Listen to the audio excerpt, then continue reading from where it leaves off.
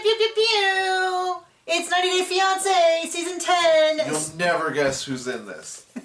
Gino and Jasmine. What a shock. I couldn't possibly imagine. So thank you for joining us for 90 Day Fiance. I'm sure our crowd is going to be 3 times as big because he set out the rule last time that you had to bring 2 buddies. So welcome to the new people. And of course we're just kidding. I think someone was like, oh. We're starting a new MLM. Yeah, someone was like, oh, I don't have any friends that can watch. I was looking forward to it. That's okay. You're okay, we don't have honey. any friends either. We also have no friends. So thank you for joining us. I'm excited for the season. I'm excited for you to watch with us. We get introduction to 4 of the 7 couples. Like I said, we have Gino and Jasmine, but we have 3 other couples to get through today. I think it's going to be a short one because it was very, very like info heavy on like who, what's their name, what's their ages, how did they meet. Wow, is this already a really, really bad idea? So far, based on this, every single couple is nothing but red flags. I've said this before, which is, I think that they're going too hard into like the hot mess, red flag territory, and they need to try to be doing 50-50, because guaranteed the boring couples will be really interested, and they're actually the ones I watch for, around the red flag couples. I mean, I enjoyed the, like, I can't believe they said that stuff, but it can't be constant, because then after a while you go, why am I watching this show of losers? But anyway, where do you want to start? I think about that every day.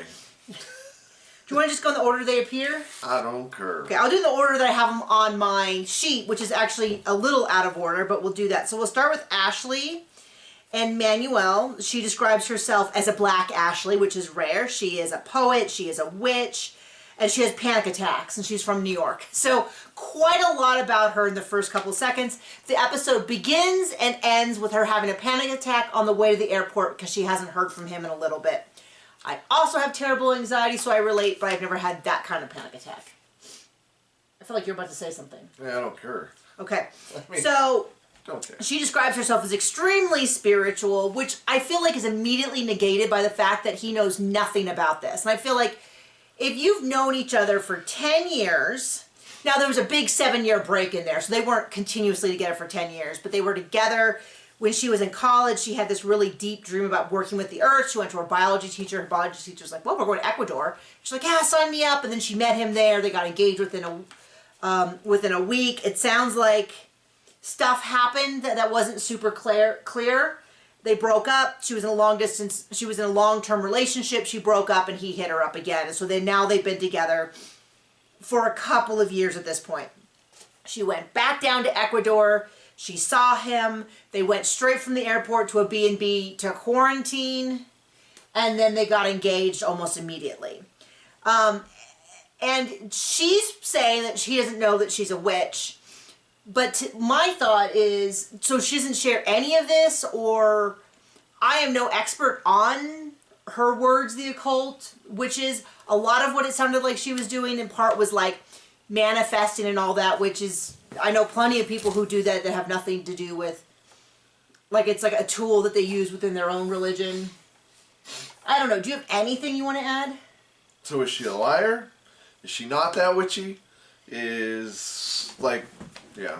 Yeah, so I was a little... I mean, I don't care, but those are questions that if somebody did, they might ask. Okay, so that was right off the bat. I was kind of like, so she's like, he'd prefer if I'm Catholic, but so he must know she's not Catholic. But he doesn't seem to know the truth, which to me is like kind of crazy. But then we find out on his end, he has not told his family yet. And I'm like, that is crazy. He's going to wait until he arrives. So he's never been on a plane before, and he's flying up. He's flying to somewhere, to Miami, to New York. She hasn't heard from him since he landed in Miami, and he does not speak English. So this is not sounding great so far. She's having a panic attack on the way to the airport.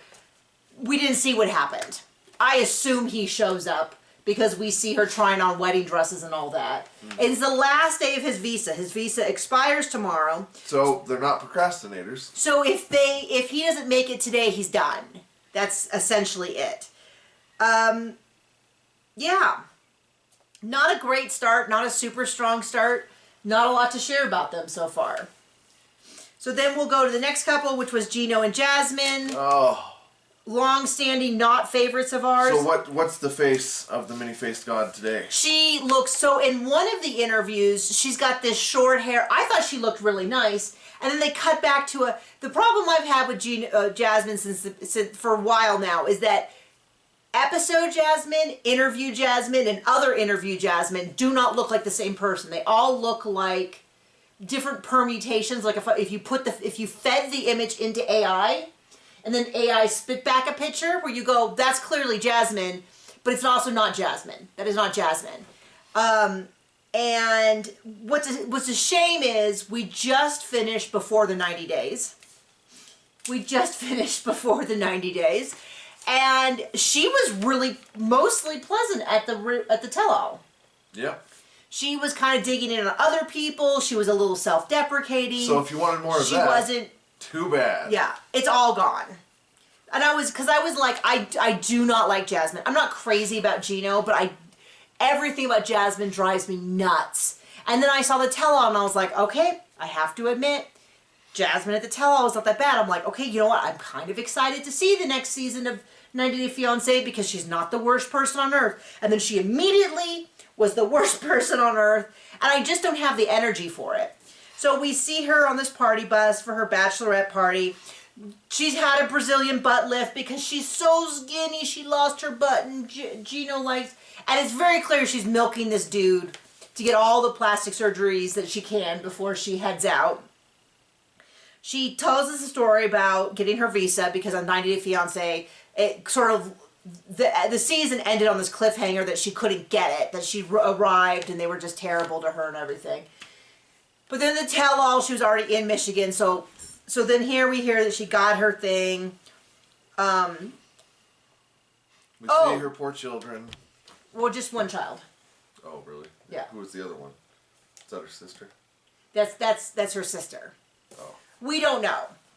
But it's her sister. I have no reason to doubt that it's her sister, but some people doubt that it's her sister. So we don't know. But she sees her son. She made a big deal last season because people were like, oh, she's leaving her son. And she made this big deal about how she's keeping her kids off of TV. And everyone was like, yeah, how dare you? Well, then her son's on the first episode of this. And I'm like, okay, well, she didn't try that hard. It's weird to me. I'm not sure. It seems odd to me that this son has lived with his father the whole time, but the father has no problem with him moving to America. That seems really odd to me, but she says that as soon as she's settled in, she's going to move him. I wonder if Gino knows. I don't know. Someone said that they saw her there in Michigan with her son, so I guess maybe that's true. But it just seems odd to me that the son has lived, and then the other son lived with his mom, her mom, the whole time. And it seems odd to me that she would uproot these kids, take them to a country they don't speak the language, but she never lived with them when she was back in Panama. But maybe there's something I don't know. I'm not trying to imply anything, but that seemed totally odd. We know everything. No, but so Gino goes, right off the bat, is like, it's my last day at work. I've decided to quit for a year so that I can help Jasmine settle in. And I'm like... First of all, she does not like you, but she does like your money. Yeah. And now you're not going to have you're bringing her more of what she doesn't want and less of what she does. Because right off the bat, she's like, I don't like conventionally handsome guys, which is ridiculous because Dane, her ex, was exactly a conventionally handsome guy. Maybe short, I don't know, but she's like, I don't like conventionally handsome guys. So when I saw Gino with his butt ugly body and face, I knew he was for me. And I'm like, this girl cannot go more than one interview without dragging him through the mud. With his ugly nose and his hideous legs and his terrible features. And she then explains that he's given her all this money for a wedding dress, which she has promptly spent on plastic surgery. And then he's like, I pay for everything, and I feel... I'm a little, she's got to cut back when she comes to Michigan. And I'm like, oh yeah, I'm sure it's exactly what's going to happen. That's going to go so well. And so immediately... You should also do a prenup. So then she hasn't told her son, so we see her explain to her son. And her son seems pretty chill about the whole thing. So I'm not totally convinced that she didn't tell him or any of this is actually... Like, none of it really added up. And then it's this whole thing where Gino's sister-in-law messaged Jasmine, and Jasmine hates her guts. Now, if that message, that looked like a recreation of a message.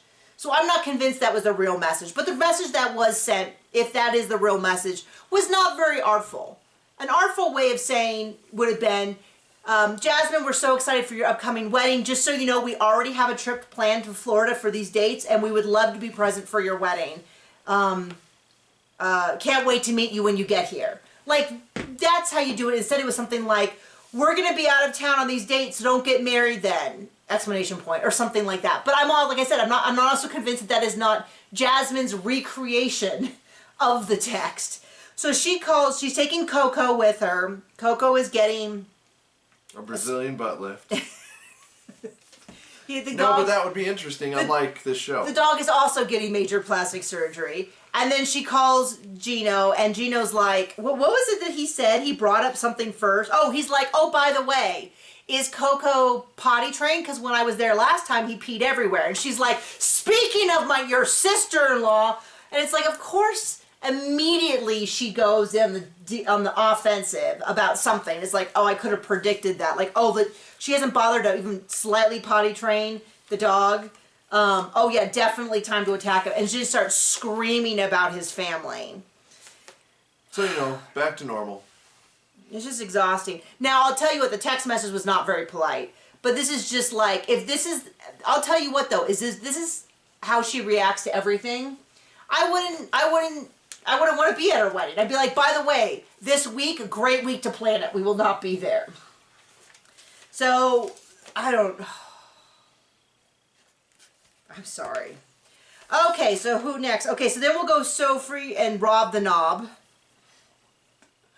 Okay. That's what her mom called him, Robert. So she's from London. She's rich.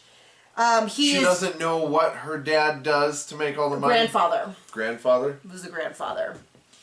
I'm guessing her mom's father. I'm guessing something not legal. I'm sure we'll find out soon.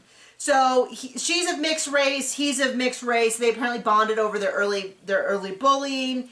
But she seems like a real princess, and already tons of red flags for both of them.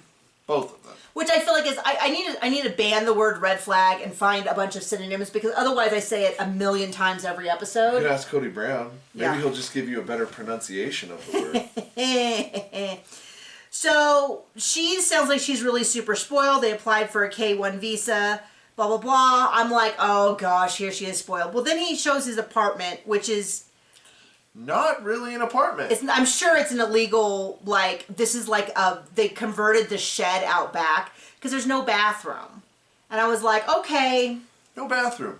I can see why she is not a fan of that. I would also not live. It's not no bathroom in Wyoming. It's no bathroom in Los Angeles. Yeah. Those are two very different things.